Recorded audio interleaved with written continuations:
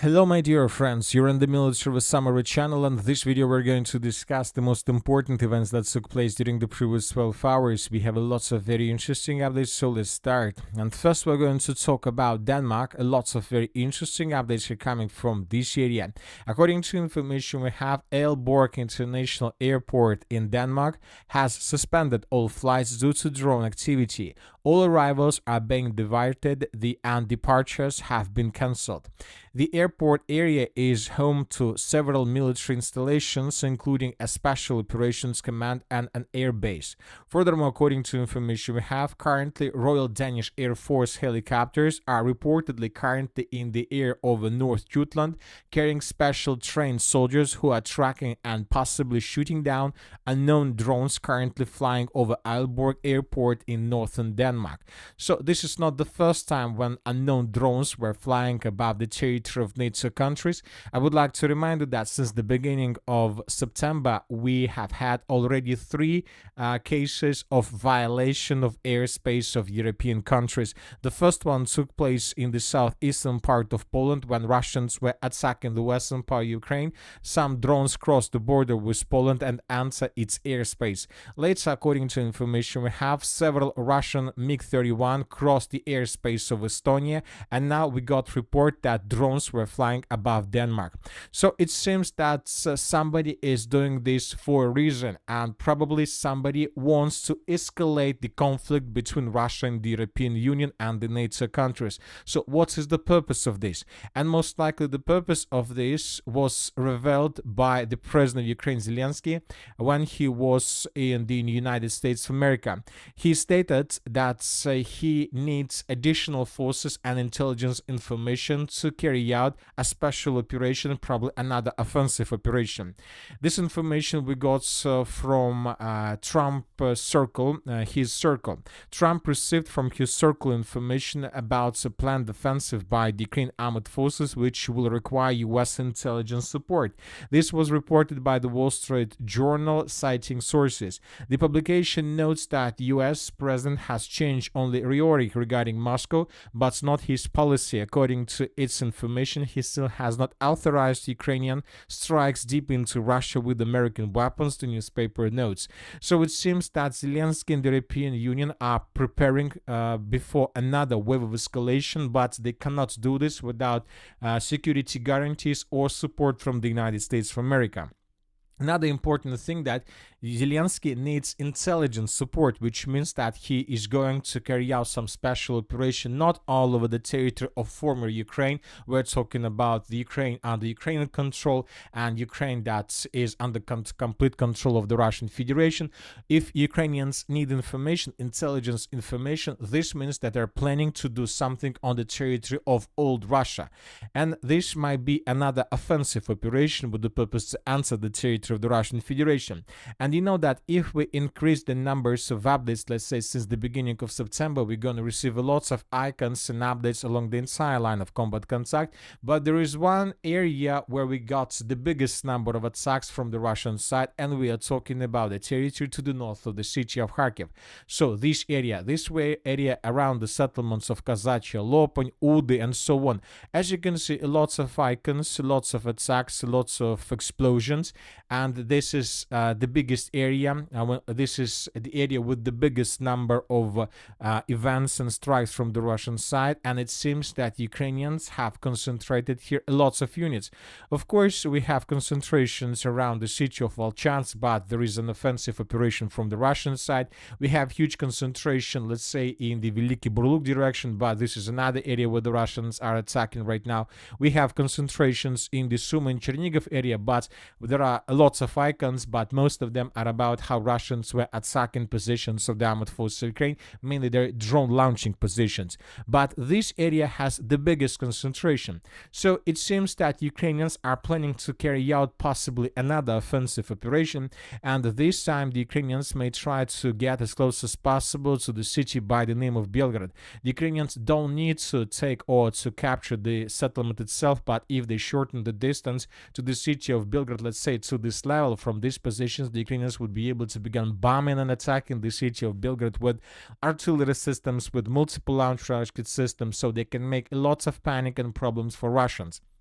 Furthermore, as you can see, just during the previous 24 hours, we got additional videos of how Russians were attacking positions, let's say, of the 58th Mechanized Brigade of the Armored Forces of Ukraine in the area of the settlement Velikie Prokhody. As a result of this attack, another temporary deployment point of the Armored Forces of Ukraine was destroyed. So, too many updates. And furthermore, would like to remind you that since the beginning of September, the Russians attacked the city of Kharkiv also too many times. The Russians attacked its energy facilities, infrastructure, and many other important military objects. So, of course, let's wait and see what is going to happen here next. But if Ukrainians begin another offensive operation, and this time in the direction of Belgrade, this can lead to unpredictable consequences for Ukraine and probably to the NATO countries. So that is why they're trying to prepare themselves before another wave of escalation, most likely. Now let's move further and let's discuss the situation on the ground, and let's continue with the Kharkiv direction. And first let's talk about its northeastern part. During the previous 24 hours, we received videos that confirm Russian control over the settlement of Odradne, or at least that confirm that Russians answered the settlement. So in this video we can see how Ukrainians were attacking positions of the armed forces of the Russian Federation in the village of Odradne. So this building was geolocated. This is exactly the place that was attacked by Ukrainians, and based on this video, as you can see, we have adjusted the map. This is the situation by the end of the 24th of September. According to neutral mappers, the Russians secured the forest of Sergeyevsky, and today we got report that the Russians also answered or captured even the village of Odradne. So we see that the Russians continue their offensive. Currently, the neck for Ukrainian positions in the most northeastern part is already less than 9 kilometers. The Russians will continue sightseeing the news around Ukrainian positions in Dvorechinsk and Bilogorovka until the Ukrainians retreat from this area towards more reliable positions. So the Russians continue their northeastern Kharkiv offensive operation. Now let's move further and let's discuss the situation in the Sieversk Leman direction. As you can see, this morning we got the biggest number of updates exactly from this area. First of all, the Russians continue assault operation on the settlement of Novoselovka. The Ukrainians are bringing more forces in this area with the purpose to stabilize the situation, but the Russians control the area with FPV drones, and everything that enters this area can be destroyed by Russians within just 5 or 10 minutes. The Russians continue offensive. As for the central direction, during the previous 12 hours, as you can see, additional changes on the ground were recorded. The Russians continue offensive operation in the direction of the settlement by the name of Stavki along 0526 road. This is the last settlement on the way to the city of Leman. Some trenches and fortifications of the armored forces of Ukraine, as you can see, were captured by the Russians. Furthermore, according to information we have, according to pro-Russian resources and according to neutral mappers, the Russians established almost complete control over the settlement of Zaporizhzhia. So its northwestern part was secured by Russians. There is just the southwestern part left, this one, but according to several very reliable pro-Russian resources, currently the Russians are advancing in the forest to the south of the settlement with the purpose to outflank Ukrainian positions and to force the Ukrainians to fall back. So some sources are saying once again that this part of this Leman forest is already under complete control of the armored forces of the Russian Federation. So I would like to remind you that just yesterday the Minister of Defense of the Russian Federation reported that the battle for the settlement of Zaporizhzhia is coming to an end, and most likely in coming days or maybe hours the Ukrainians would be forced to fall back from this area, and then Russians will begin the Leman offensive operation also from the east. Another important video we got from the southern part of the settlement of Tarskoye. This one, we will not watch this video because there are violence and casualties, but according to this video, the Russians were storming and attacking Ukrainian positions in this forest in the direction of the settlement of Yampol. Some strongholds were cleared by Russians along the river of Zherebets of the armored forces of Ukraine, and so based on this video, we adjusted this part as well. This territory used to be considered as a gray zone or the territory covered with the fog of war. Now we have additional proofs that this area is under complete Russian control. So we see that the Leman front line is continue crumbling, and most likely Ukrainians will not be able to hold this territory for a very long period of time. And it seems that before the 2026 comes, this territory will be taken by Russians, or Ukrainians will launch another adventure in the direction of the city of Belgrade, and the Russians will be forced to change their plans. Now let's talk about the city of Sieversk. The most important video is coming from the village of Dronovka, this one. Here we can clearly see a Russian soldier that was hiding on the territory of this building.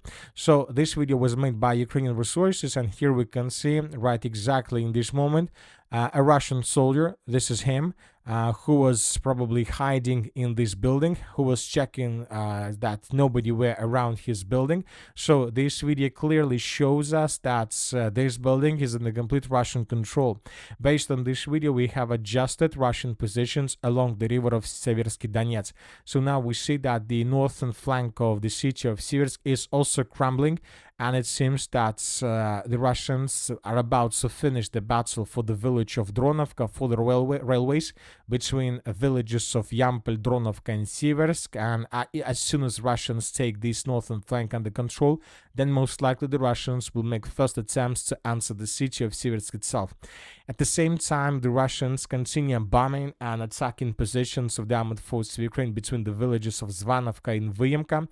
Today we got additional batch of videos of how Russians were hunting and attacking Ukraine positions along these tree lines and fortifications. So this is another road of Russian attack, first to maintain the lines to the south and then to begin the Sieversk southern major offensive operation.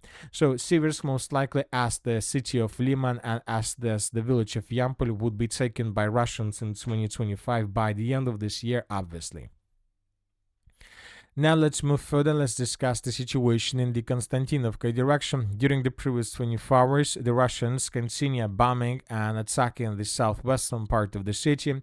In this video, we can see several explosions that took place in this area. The Russians reported that they managed to discover and to destroy a command center of the armored forces of Ukraine. And later, another pro-Russian resource published this video where we can see the consequences of this attack. As you can see, one building was almost completely reduced to ruins. The second one was just damaged. So the Russians continue reducing the city of Konstantinovka to ruins, and the Ukrainians continue introducing additional forces and reinforcements in this area.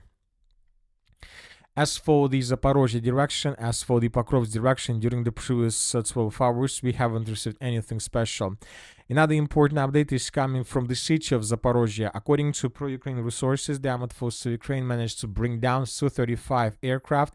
I would like to remind you that since the beginning of September, the Russians carry out a lot of attacks with the Su-35. The Russians were bombing the city of Zaporizhzhia with FABs, and that was very, very annoying for the armored forces of Ukraine. So this is the moment when, for example, Russians attacked the city of Zaporizhzhia on the 23rd of September with FAB 500. Some probably industrial zone was heavily damaged. This is another video when Russians attacked the city of Zaporizhzhia with FAB 500, and the Ukrainians realized that for them most likely it's better to ambush these Russian Su-34, and today the Ukrainian resources reported that they managed to do this. Anyway, let's wait and see what is going to be next. The Russians produce up to 18 Su-34 per year, so maybe the Russians will continue bombing, but now they managed to discover position of the air defense system of the armed forces of Ukraine. They will destroy it, and then they will start everything from the beginning. In this video, for example, we can see how Russians discovered another military exercising camp of the armed forces of Ukraine, and then the Russians attacked this area with Iskander missiles and with dozens of drones. The Russians are saying that Ukrainians suffered huge losses. Another important strike took place to the north of the city of Kiev and to the southwest of Chernigov. In this video, we can see how Russians managed to discover another military camp of the armored forces of Ukraine, and the Russians attacked this area with 2 Iskander missiles and with dozens of Geran drones. The Russians are saying that Ukrainians suffered huge losses. More than 300 soldiers of the armored forces of Ukraine suffered as a result of this attack. And that's it for the short video. Military Samurai channel reminds we condemn any violence in the world. Thank you for your watching. Subscribe to my channel, put your likes, join my Patreon, and have a good day. Bye bye.